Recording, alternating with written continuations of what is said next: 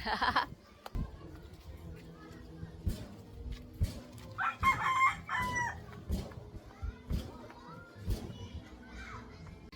everybody! Nandito tayo ngayon sa labas.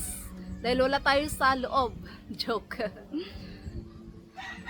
So, kumusta ang lahat?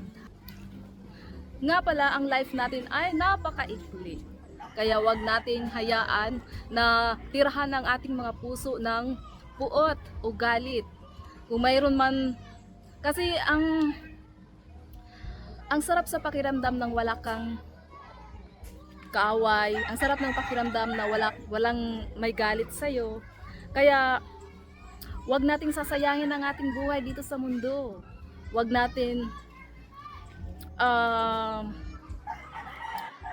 sikapin natin na maging mabuting tao, sikapin natin na maging mabuti sa, hindi lang maging mabuti lang sa mata nila, kundi totoong mabuti.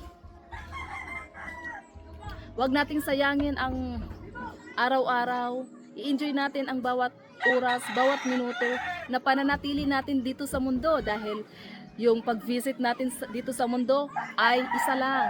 Hindi na tayo babalik once na time na natin na kunin na yung life natin ni Papa God. So, enjoy lang. Kung ano man yung mga masasamang kalooban, wag na natin pansinin yon.